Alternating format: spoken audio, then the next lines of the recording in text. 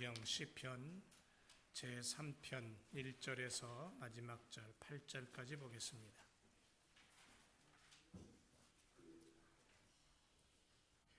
시편 제3편 1절에서 8절까지 제가 한 절 읽고 그 다음 절 여러분들이 읽고 말씀 교독하도록 하겠습니다. 1절 여호와여 나의 대적이 어찌 그리 많은지요 일어나 나를 치는 자가 많소이다.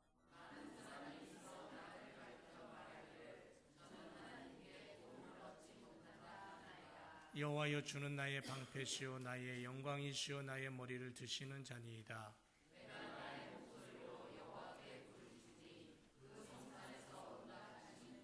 내가 누워 자고 깨었으니 여호와께서 나를 붙드심이로다.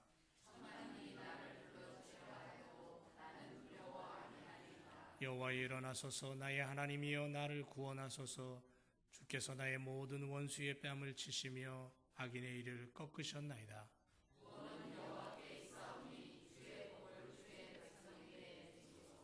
아멘. 오늘 우리가 사는 시대는 성령의 불이 굉장히 필요한 시대입니다. 예배를 드리고 성경을 보고 하나님 앞에 찬양을 드려도 그냥 깊이 있는 어떠한 예배, 깊이 있는 성령의 임재를 우리가 체험하지 못할 때가 너무도 많기 때문에 그렇습니다. 왜냐하면 우리들의 삶이 그만큼 강팍하고 복잡하고 어렵기 때문에 그래요. 오늘 주님이 주신 말씀은 주님만이 응답하신다라는 겁니다.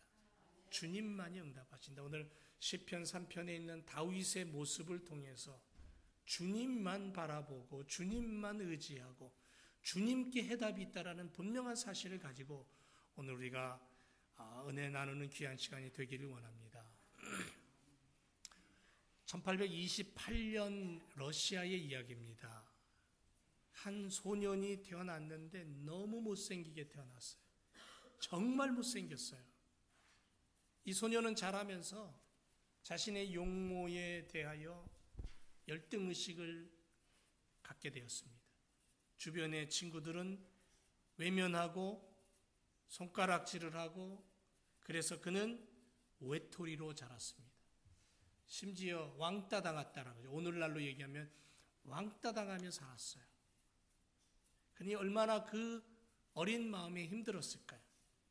절망 속에 빠지고 아픔 속에 빠지고 자기의 모습을 바라보며 부모를 원망할 때도 있었고 그러다가 어느 날 깊이 자기 자신을 들여다보기 시작했습니다. 자기의 겉모습이 아닌 자기 내면을 들여다보기 시작했습니다.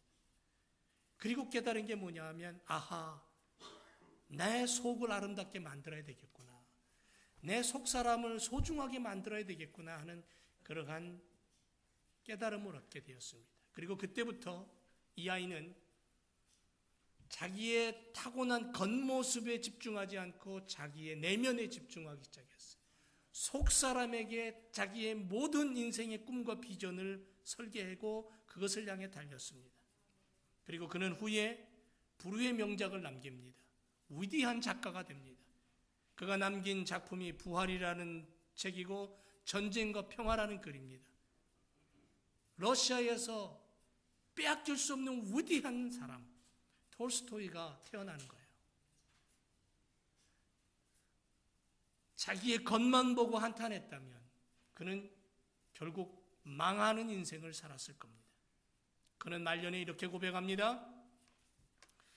그리스도의 말씀이 내 안에 들어오는 순간부터 내 삶은 변화되기 시작했다. 내가 이전에 바라봤던 모든 것들이 이제는 새롭게 바라보게 되었다.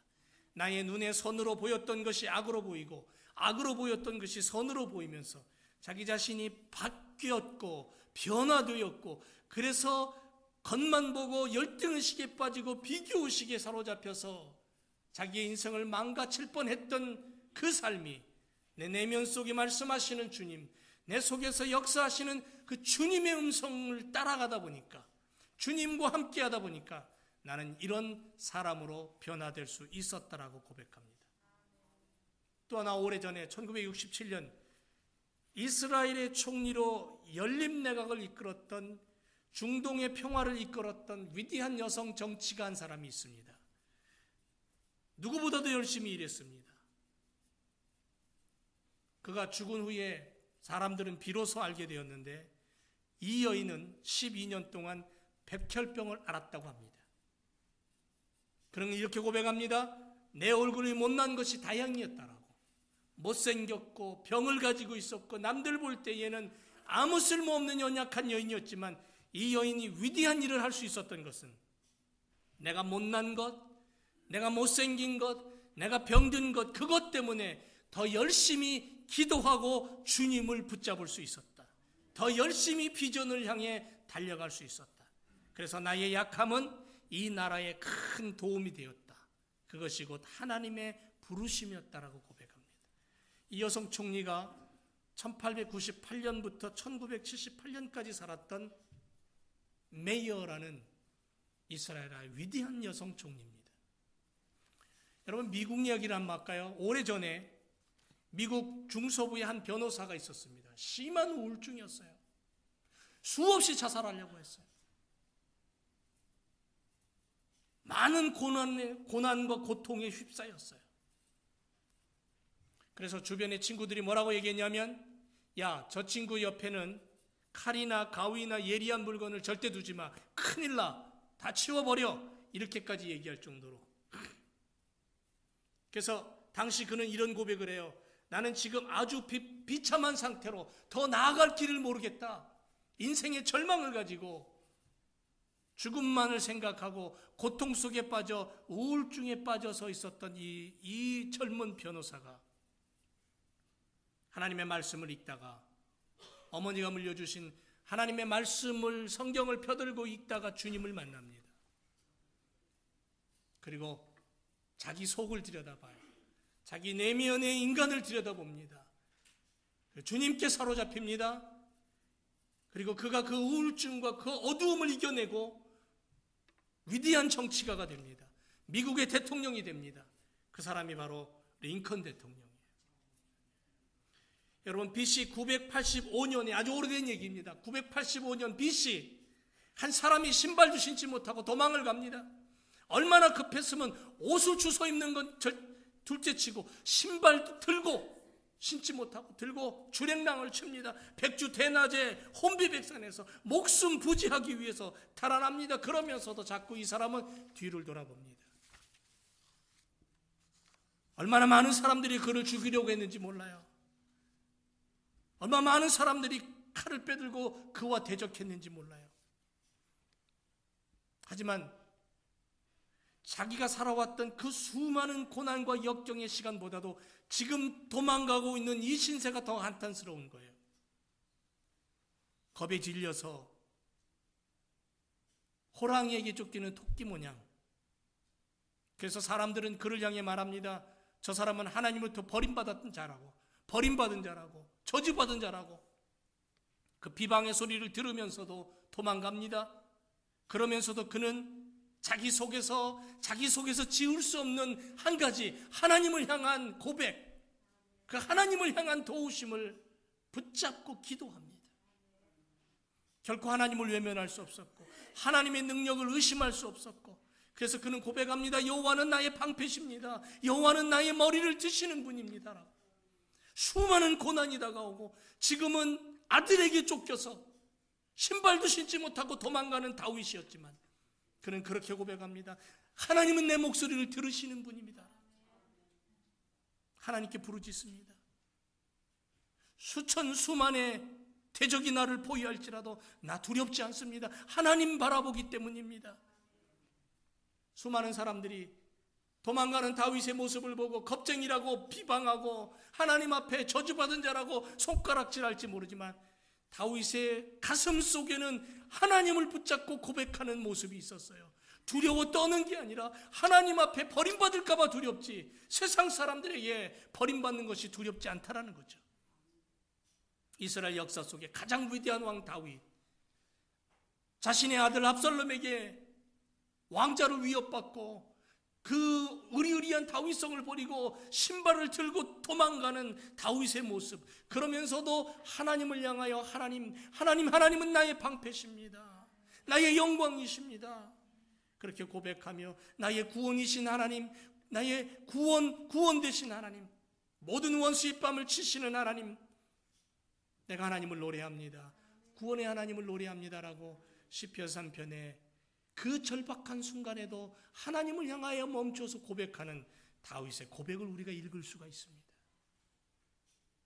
사랑하는 제교생들 여러분, 우리에게도 이와 같은 노래를 부를 수 있는 고백이 있었으면 좋겠습니다. 우리에게도 절박한 상황이 온다 할지라도, 내게 어떠한 어려움과 고난이 온다 할지라도, 내 모습이 지금 남들과 다르고 내 모습이 지금 어려움과 고난에 처해 있다 할지라도 하나님을 향해서 다윗처럼 고백할 수 있는 그러한 믿음의 사람이 되기를 주님의 이름으로 축원을 드립니다. 여호와여 일어나소서, 나의 하나님이여 나를 구원하소서.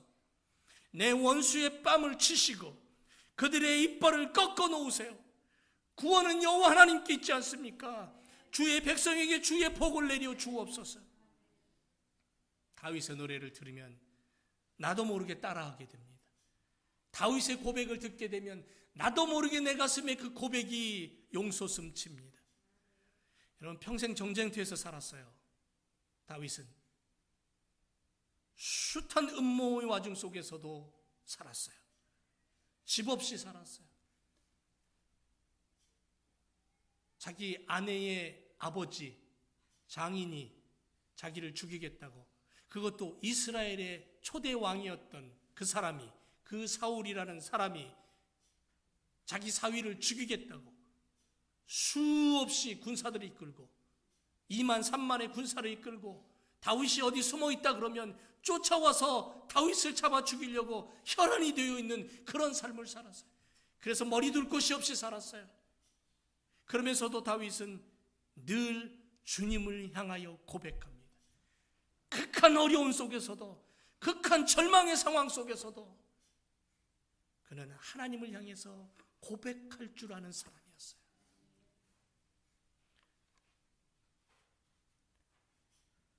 다윗만큼 하나님을 사랑한 자가 없었다 그럽니다. 그래서 성경은 다윗 왕을 예수님에 빗대어 왕권을 가지고 이 땅에 오신 예수님의 그림자로, 구약 성경에 비춰지는 예수 그리스도로 다윗을 왕권으로 그렇게 상징을 합니다. 우리가 지금 숨쉬고 살아가는 오늘 우리들의 삶을 한번 보죠. 빛보다는 어둠이 더 많습니다. 느닷없이 총을 들고 들어오고 느닷없이 사람을 죽이고,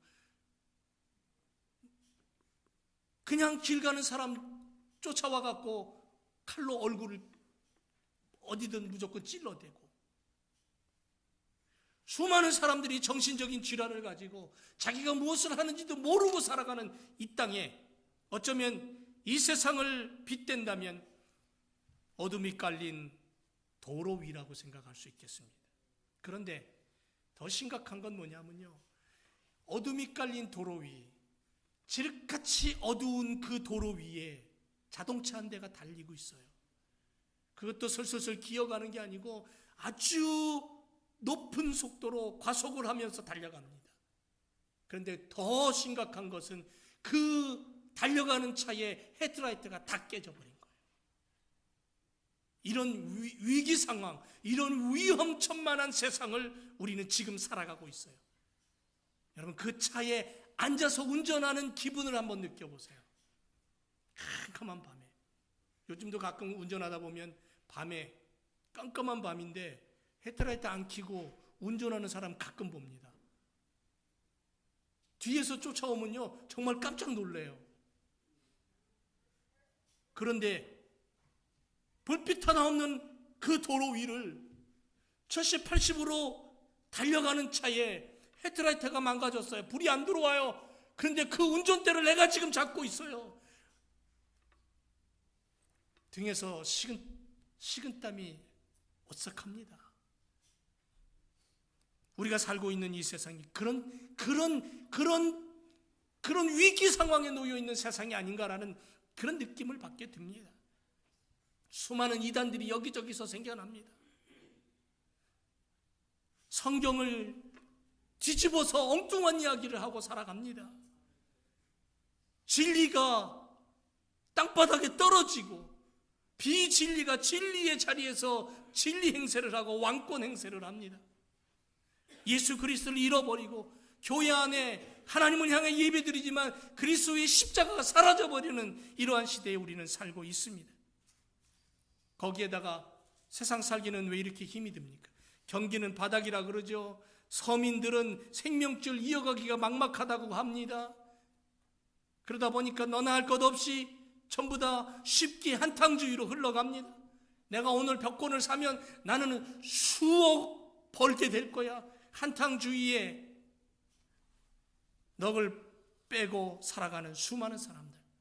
그러다 보니까는 자녀 문제, 부부 문제, 사업 문제, 신분 문제, 어둠 속에 너무도 빨리 달려가는 그 속도를, 그 질주를 이겨내지 못하고 운전대를 붙잡고 들이받고 수많은 사고가 일어나고 아찔합니다.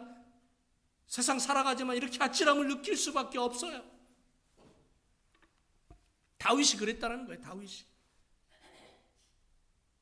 아들에게 왕의 자리까지 빼앗겨서 아들에게 죽게 될까 봐 도망가고 신발 들고 도망가는 모습. 그래서 사람들이 다윗을 향하여 저거 왕이 하나님 앞에 버림받았네, 저 왕은 하나님 앞에 저주받았네라고 손가락질 받는 겁니다.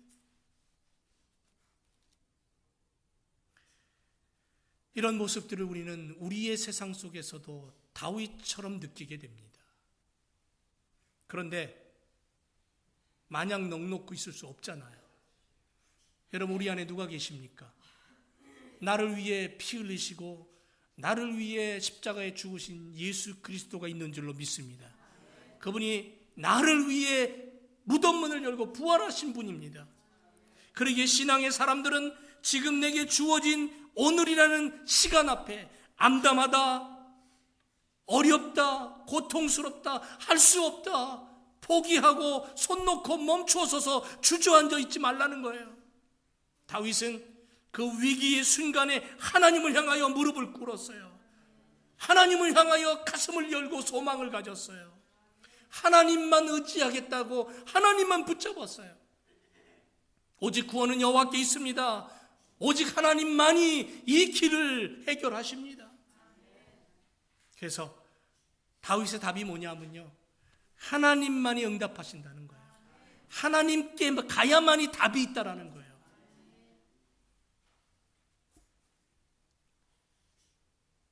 우리 주님은 나의 눈물 속에 함께 하십니다. 내가 고통스러워할 때 거기 계십니다. 내가 쓰러져 땅바닥을 치고 주저앉아 있을 때에 나의 지팡이가 되어 주십니다. 그러므로 믿음의 사람들은 노래할 수 있는 거예요. 하나님을 바라본다면 구원이 있고 그 구원을 맛보게 된다면 하나님을 향하여 노래할 수 있는 인생으로 바뀐다는 거예요. 에디오피아 여왕 간다기의 국고를 맡은 내시가 예루살렘에 왔다가 돌아가면서 병거 안에서 성경을 읽고 있었습니다. 이사야의 글입니다. 도무지 이해가 안 갑니다. 누구를 이야기하는 건지 모르겠습니다. 마침 그가 읽고 있던 이사야의 글은 예수 그리스도에 대한 이야기였습니다. 알 길이 없죠. 성령께서 빌립을 보내십니다. 병거 위에 올라가서 빌립은 예수 그리스도에 대한 이야기를, 이사야가 예언하고 있는 그 놀라운 메시아에 대한 이야기를 풀어서 설명해 줍니다. 그리고 멈추어 서서 그에게 세례를 베풉니다. 그 내시가 에디오피아에 돌아가서 복음을 전합니다. 그 나라가 복음화됩니다. 하나님의 영광이 드러납니다. 아무 쓸모 없었던 한 사람, 아무것도 모르던 그 사람이 하나님의 말씀을 깨달았을 때 나라가 바뀌는 거예요. 사도행전 10장에 고넬료가 나옵니다. 이방인입니다. 당시 이방인은 성령 받을 수 없었습니다. 유대인 기독교인들에 의하면 당시로서 이방인에게는 하나님이 성령을 선물로 주지 않았다라고 믿었습니다. 그런데 베드로가 그 가정에 와서 말씀을 전하고 안수하고 기도했더니 성령이 불같이 임했어요. 그래서 베드로가 그때 깨달아요. 아하, 이방인에게도 성령이 임하는구나. 하나님이 선물로 주셨구나. 그것을 통해 하나님의 영광이 드러납니다. 다메섹에서 한 젊은이가 말에서 떨어집니다. 사울입니다. 예수 믿는 사람들은 다 거짓말쟁이라고, 다 거짓된 신을 믿는다고 잡아서 옥에 가두고 죽이기까지 하면서 혈안이 되어 율법에 사로잡혀 사는 사울을 향하여 다메섹 언덕에서 예수 그리스도께서 나타나십니다. 그리고 그를 변화시켜 주십니다. 그가 바뀌어 바울이 됩니다. 이방인의 선교사가 됩니다. 그래서 신약 27권 중에 그가 성경을 기록한 것이 14권 이상 16권이에요. 신약 성경에 예수 그리스도 다음으로 교회론, 기독론, 인간론을 정립한 사람이에요. 위대한 사람이 됩니다. 핍박하던 자가 주님께 붙잡혔더니 이렇게 바뀌더라는 거예요. 여러분, 이사야 선지자는 이사야 6장에서 암울한 현실을 보고 아무것도 못합니다.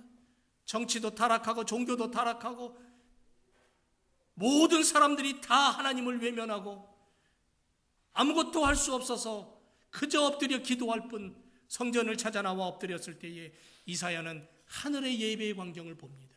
영안이 열리는 거예요. 그리고 하나님의 음성을 듣습니다. 내가 누구를 보냈고 하나님의 음성을 듣고 그는 결단합니다. 주저앉아 있을 수 없다라고, 이 암울한 현실을 향하여 하나님의 메시지를 전하는 일꾼이 되어야 되겠다고 일어납니다. 하나님은 어떠한 상황이냐 관심 없습니다. 세상이 어떤 모습으로 가느냐, 불경기가 몰아치느냐, 경제공황이 밀려오느냐, 걱정이 태산이다. 하나님은 그것 때문에 두려워하지 않습니다. 왜냐하면 하나님만이 모든 원인과 해결 방법을 가지고 계신 분이기 때문에 내가 가는 그 길을 향하여 하나님만이 해답이십니다. 내가 지금 역경을 당하고 고난을 당하고 내 몸이 지금 불구로 아무것도 할 수 없다 할지라도 하나님이 해답이신 줄로 믿습니다. 하나님을 붙잡으면 되는 거죠. 열왕기상 17장 1절 이하에 보면 지독한 가뭄이 몰려옵니다. 먹을 것이 없습니다. 그런데 하나님은 엘리야를 그릿시냇가에 숨기십니다. 그리고 놀라운 거는 까마귀를 매일매일 보내셔서 까마귀가 입에다가 먹을 걸 물어다 거기다 놓고 가요. 놀라운 일이죠. 그런데 얼마 지나지 않아서 시냇물이 말라버립니다. 가뭄에. 더 이상 먹을 게 없잖아요. 그러니까 까마귀도 안 와요. 하나님이 그를 어떻게 하냐면 엘리야를 사르밧에 사는 한 과부에게 보냅니다. 이 과부는 아들 하나 남아있는데 이제 빵 만들어 먹을 수 있는 가루 조금하고 기름 조금 있는데 이걸로 빵을 만들어서 아들하고 자기하고 먹고 이제 굶어서 죽을 판이에요. 이제 마지막 조금 남은 거예요. 빵 한쪽 만들 것만 남았어요. 하나님은 그에게 보내십니다. 그리고 그 과부의 집에 하나님이 역사하시는데 가뭄이 해결되는 그날까지 그 통에 가루가 마르지 않고 병에 기름이 마르지 않을 정도로 하나님은 엘리야를 통해 기적과 역사를 일으키십니다. 바꾸어 놓으시는 거예요. 일생일대 최악의 어려움입니다. 가뭄이 몰려왔습니다. 먹을 것이 없습니다. 다 굶어 죽어갑니다. 그런데 하나님은 하나님의 사람을 통해 하나님의 일을 하십니다. 여러분, 애굽을 탈출한 이스라엘 백성들 홍해를 건너죠. 어떻게 건넙니까? 인간의 힘으로 건넜습니까? 하나님의 능력으로 건넜습니다. 바다를 맨땅 걷듯이 걸었습니다.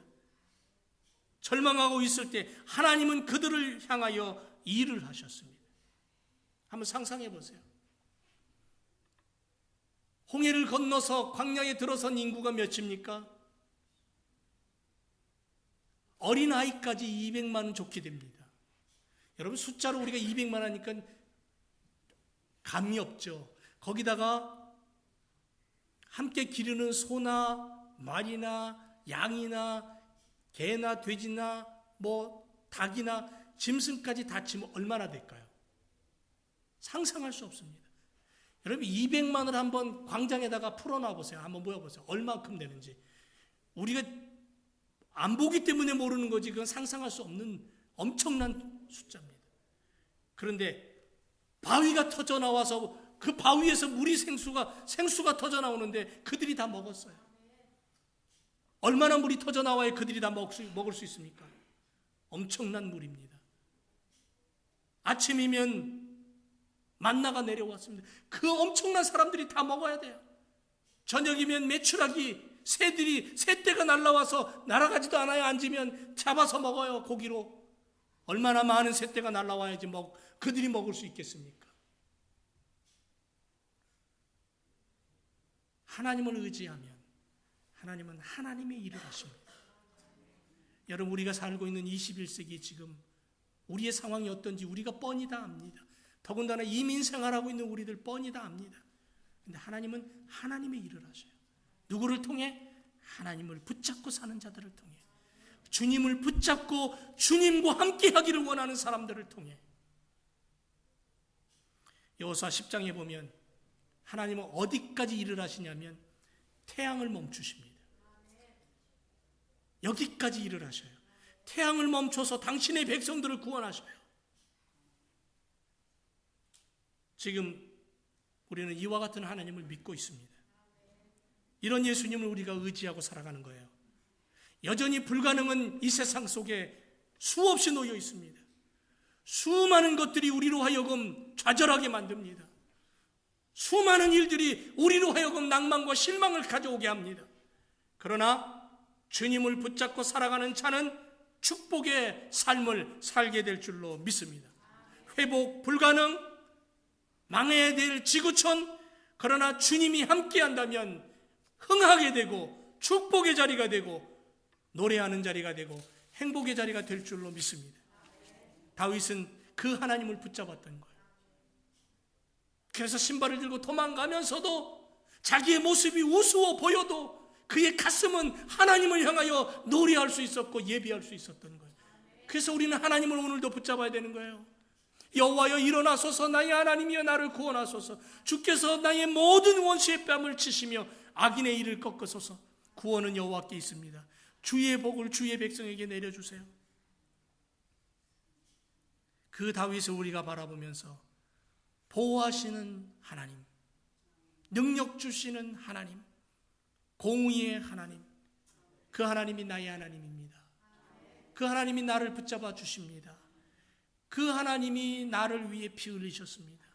지금도 나를 보고 계시고 나와 함께하기를 원하십니다.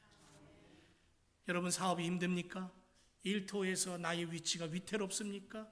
내가 하고 있는 일이 아무것도 아닌 것처럼 막막해 보입니까? 예수님을 붙잡으시기를 주님의 이름으로 축원을 드립니다. 주님을 붙잡는 그 순간부터 나의 삶은 바뀌게 될 줄로 믿습니다. 그냥 얼렁뚱땅 붙잡지 마세요. 대충 붙잡으면요 오히려 더 크게 넘어져요. 그렇지 않습니까? 우리가 사는 것도 얼음판 위를 걸어가는데 아들이 아버지를 단단히 붙잡아야지 넘어져도 아버지하고 같이 넘어져요. 그렇지 않습니까? 해봤죠? 안 해봤나 봐요. 단단히 붙잡아야 넘어져도 같이 넘어지고, 아버지와 아들이 얼음판 위에서 넘어질 때 아버지는 본능적으로 아들을 감싸 안게 되어 있는 거예요. 제가 어렸을 적에 저희 둘째 동생이 저하고 술래잡기를 했어요. 근데 제가 동생이 술래가 됐다고 술래된 동생한테다, 그때 둘째 동생이 한 4살, 5살쯤 됐을 것 같아요. 둘째 동생에다가 어떻게 했냐면 큰 얇은 그 담요 있죠. 담요를 훅 씌워버렸어요. 앞이 안 보이잖아요. 근데 제가 살던 그 노량진에서 살았는데, 노량진 산동네에서 저희 집과 이 옆에 집과의 차이가 꽤 이렇게 차이가 졌어요. 근데 대문으로 나가려면 조그만 통로를 통해서 나가는데 밑에 집과 위에 집 사이에 그 통로에 보로코 2장 정도만 쌓았어요.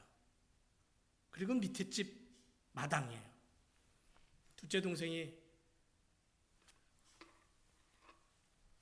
이불을 뒤집어 쓰고는 순례를 하다가 힘드니까 곧 벽돌 보르코 2개 쌓아놓은 거기 끄트머리에 딱 앉았다가 뒤로 그냥 넘어가 버렸어요.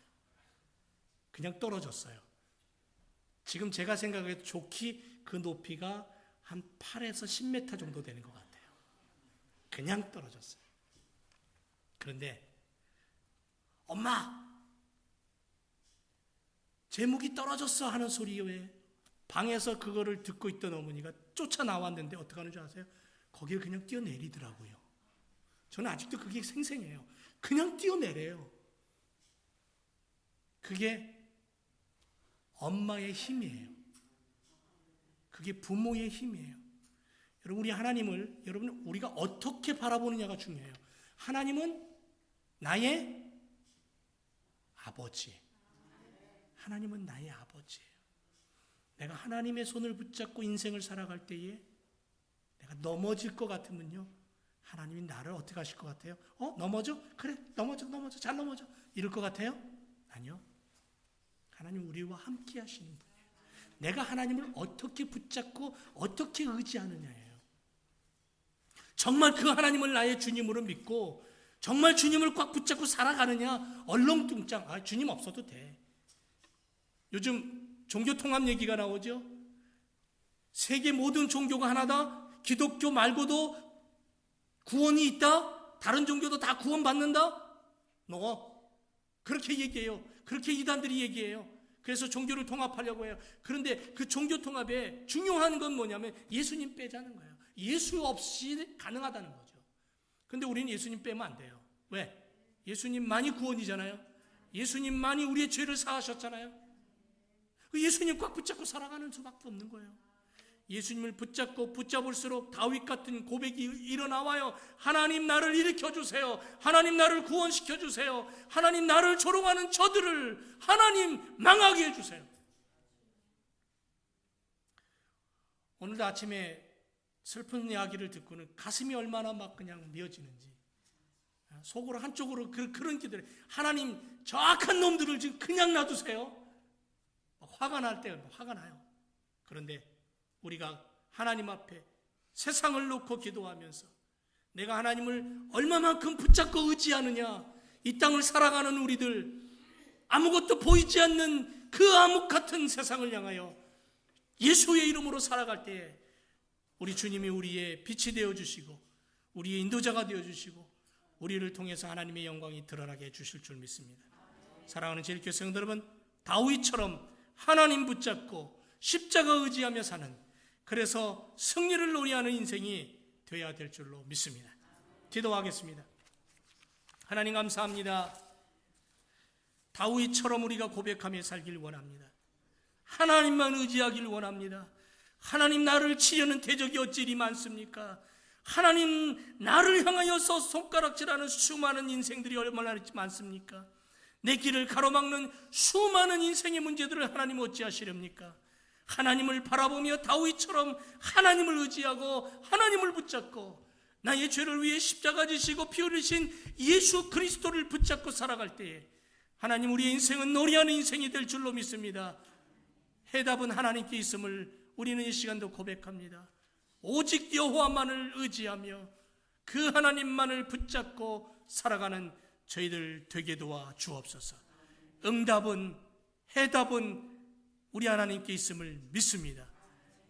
꽉 붙잡고 사는 우리의 인생이 되어 주님이 주시는 놀라운 축복을 누리는 그러한 삶이 되게 하옵소서. 예수 그리스도의 이름으로 기도드립니다. 아멘.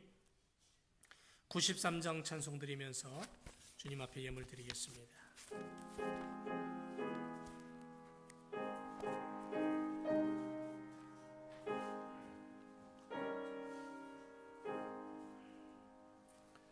예수는 나의 힘이요 내 생명 되시니 그 주 예수 떠나가면 죄 중에 빠지리 눈물이 앞을 가리고 내 마음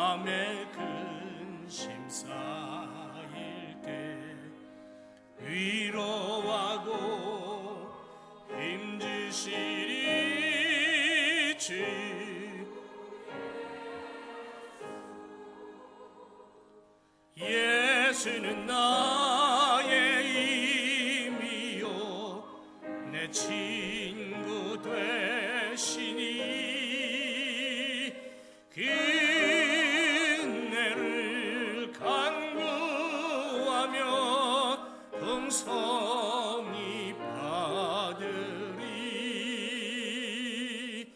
햇빛과 비를 주시니 주수할 곱신 많도다 귀한 열매 주시는 이 주의 다 같이 일어나서 사절합니다. 예수는 나의 힘이요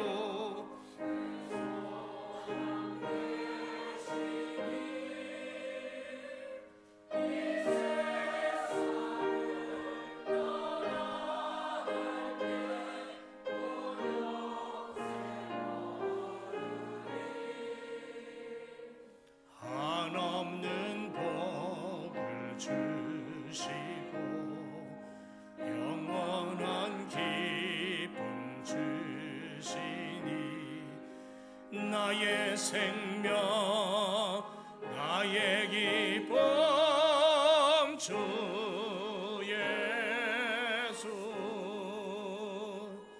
하나님 감사합니다. 귀한 예물 주 앞에